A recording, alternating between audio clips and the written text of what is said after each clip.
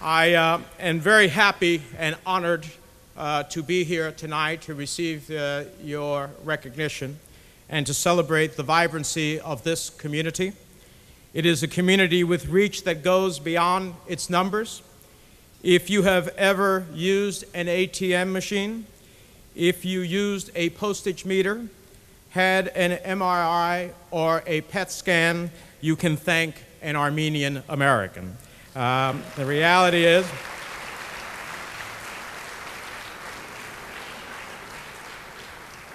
an Armenian American is the lead researcher in charge of finding a cure for my mother's Alzheimer's disease and for many others throughout this country who face that illness.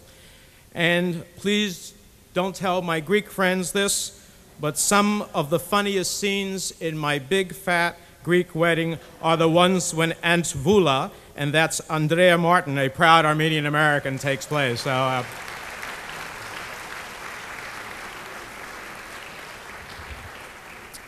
now those are secular figures, and this is a church convention.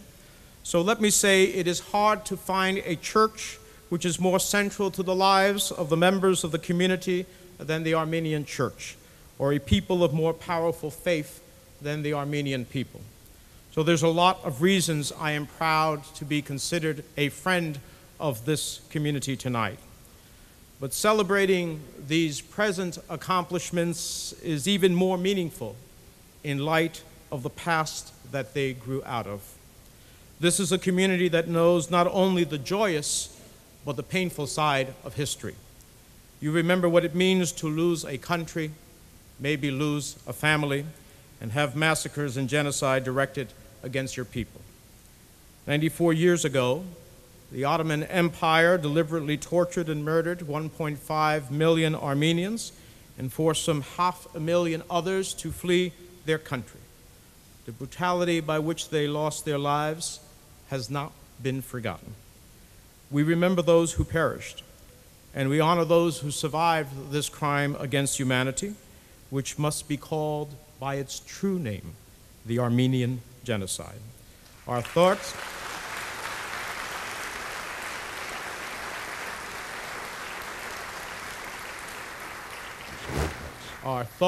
and our prayers are with those whose lives were touched by these horrific acts.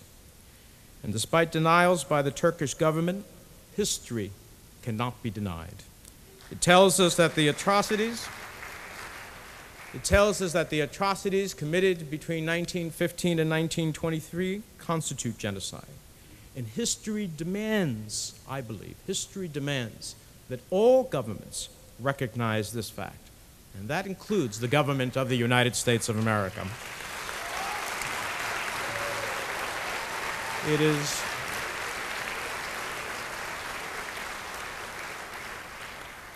I've had this view when I was in the House of Representatives, representing a congressional district that did not have and does not have many Armenian Americans. It did at one time in my hometown of Union City. We had a whole section called the Dardanelles. But then you all became prosperous and moved out. So, but I held that view as a principled view, as I have throughout my 16 years in the Congress and now in the United States Senate. It is well past time for American diplomacy to drop the euphemisms and to stop overlooking the reality of the atrocities committed against the Armenian people. It is time that our president calls this crime by its true name, and that name is genocide. As I said in the past, as a member of the Senate Foreign Relations Committee, when I put a hold on Ambassador Hoagland, then the designee, or as I said last year during the hearing for the confirmation of our current ambassador to Armenia, or as I said this year when the Assistant Secretary, Mr. Gordon, was being nominated, the fact that our country is sending off diplomats in such a manner that we would have our ambassador in Armenia go to a genocide commemoration but not be able to recognize a historical fact that is clearly documented by credible, objective historians is an event so tragic, and an event that is so tragic the recognition of which is so deeply personal for millions of Armenians and descendants of Armenians, many who are Americans, is clearly detrimental to our foreign policy. We cannot be true to ourselves if we cannot speak truth to power. And that is what we must do in the days ahead. I believe acknowledging historical facts as they are is a principle that is easily understood both at home and abroad. So while the administration believes that this posture benefits us in terms of our relationship with Turkey, I think they should also recognize that it hurts our relationships elsewhere, and it tarnishes the history of the United States being a place where truth is spoken to power, a place where acknowledgement of our failures in the past makes us stronger, not weaker, and recognizing the evils of the past does not trap us, but sets us free. And that is why throughout my time in Congress, I have worked hard to see that the Armenian genocide is recognized and remembered. During my time in the House of Representatives and now in the United States Senate, I have co-sponsored legislation that would make the foreign policy of the United States reflect the sense of moral outrage that I believe we should have with respect to the Armenian genocide. So please know that for so long as I am a United States Senator, I will not rest until our country recognizes with genuineness, authenticity, that the Armenian genocide is a reality of history and that it is necessary for us to be able to move forward in the days ahead. Finally,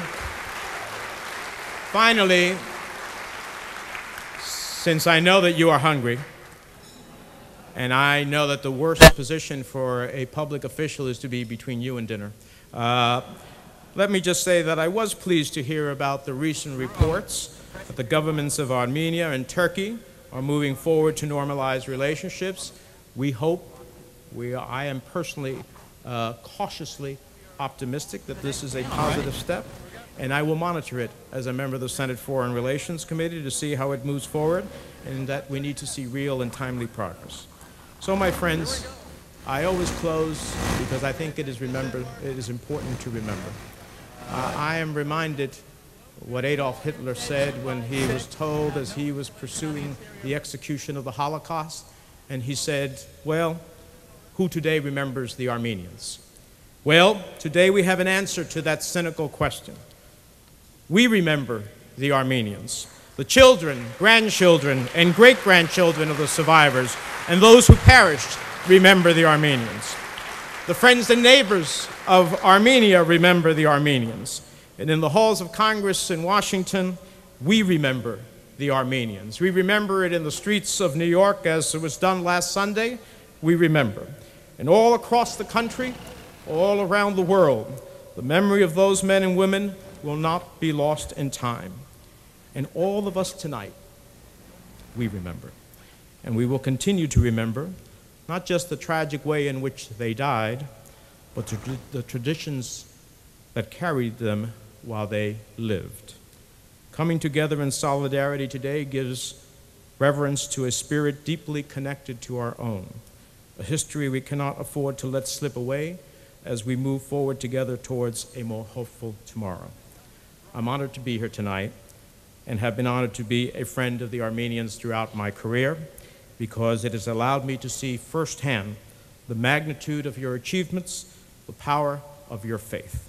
I know those will continue to shape a beautiful future for this community, a future that I will be proud to witness and proud to be a part of. Thank you very much for this recognition.